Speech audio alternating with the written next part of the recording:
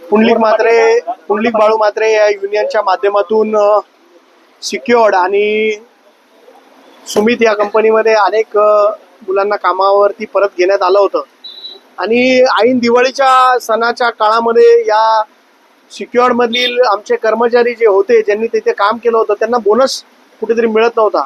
आमचे पदाधिकारी दुर्गेश चव्हाण असेल, आशुष सिंग असेल, भैरव असेल, त्याच्यानंतर जगदीश असेल, हे सर्व पदाधिकारी, अभिषेक असेल, हे सर्व पदाधिकाऱ्यांनी कोकरे साहेबांची भेट घेतली। महापालिकेतून सर्वांचा बोनस ऑलरेडी कंपनीला रिलीज झाला आणि शुक्रवारपासून प्रत्येक कर्मचाऱ्याचा बोनस पडायला सुरुवात झालेली आहे।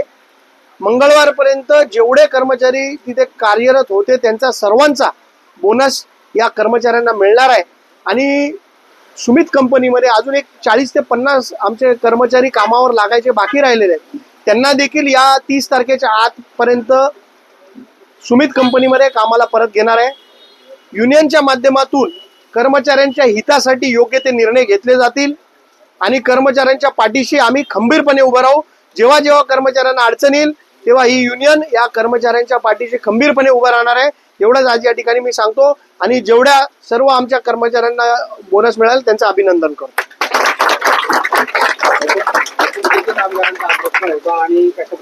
आता टोटल सिक्युअर्ड मधले किती कामगार होते? आपले 550 कामगार होते टोटल।